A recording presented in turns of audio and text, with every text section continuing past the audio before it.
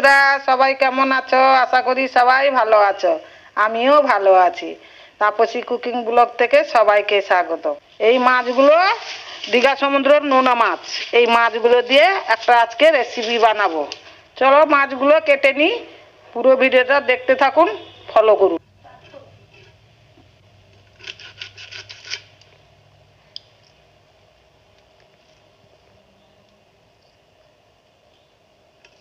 মাছগুলি কাটা হয়ে গেছে, এবারে ভালো করে ধুয়ে নিব। কড়া গরম হয়ে গেছে, তেল দিব। মাছগুলো হলুদ নুন মাখিয়ে নিচ্ছি। তেল গরম হয়ে গেছে, এবারে মাছগুলো দিব।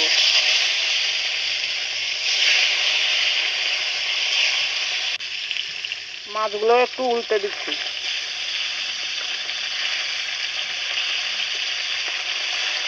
মাছগুলো ভাজা হয়ে গেছে, এবারে তুলে নিচ্ছি।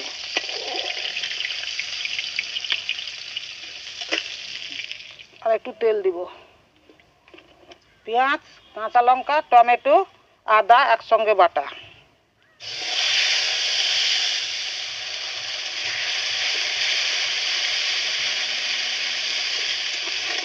হলুদ, লঙ্কা একটু নেড়ে নিব। জিরে পাউডার, ধনে পাউডার।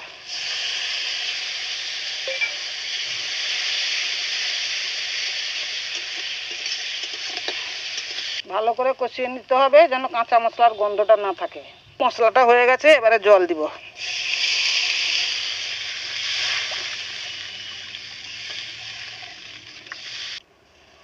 নুন। এবারে মাছগুলো দিয়ে দিব।